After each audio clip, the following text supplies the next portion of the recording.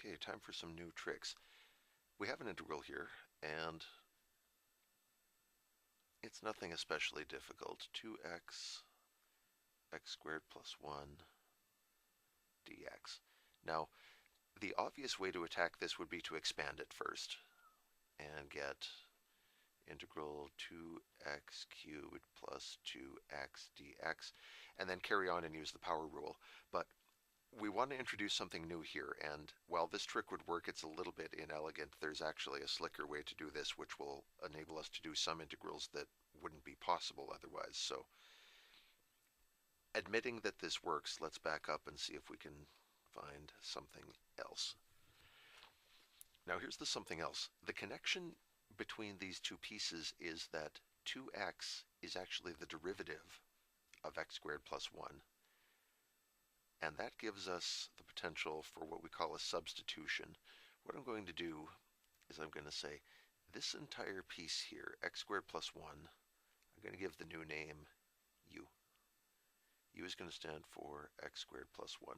And we always seem to use the letter u for this. I can't tell you why, but I can promise you that if you see 9 North American mathematicians do a substitution, or sorry, if you see 10 mathematicians do this, probably 9 of them are going to use u, and the 10th one is weird. Now the derivative of x squared plus 1, if we do du, would be 2x dx.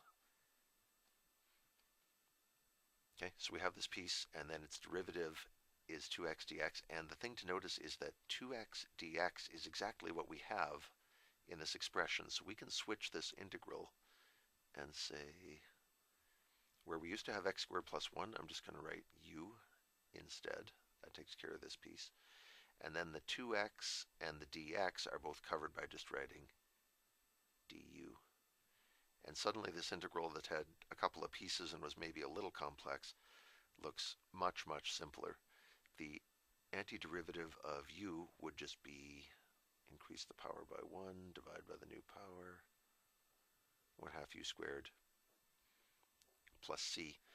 And now that we've done that, we can revert back to our original variable. Now that the integral's done, we'll just say that u is actually x squared plus 1.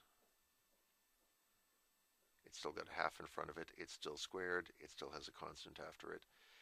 And there's the antiderivative done with a little more elegance. Now, this is an integral we could have done without a substitution, but we're going to see some integrals soon that are pretty much hopeless unless you find a proper substitution for them. So in general, what you are looking for is a relationship between one piece of the integrand being the derivative of another piece. In this case, the 2x is the derivative of the x squared plus 1.